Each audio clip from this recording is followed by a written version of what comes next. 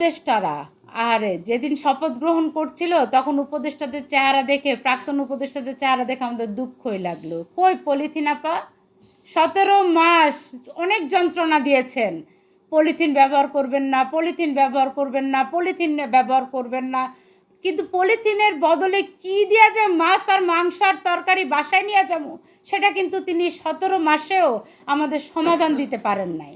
এই পলিথিন আপা সর্বশেষ কি বললেন যে তাদের শাসনামলে, তাদের এই 17 বছরের অন্তর্বর্তীকালীন সরকারের সময় নাকি কোনো সাংবাদিক জেলেই যায় নাই। তাহলে পলিথিন আপা আনিস আলমগীর কি ছিলেন? সাংবাদিক ছিলেন না? তিনি কি খাইতেছেন ওটা খাওয়ার অপরাধে তাকে ধরে নিয়ে জেলে ভরে দিলেন। মঞ্জুরুল আলম পান্না তিনি কি সাংবাদিক ছিলেন না?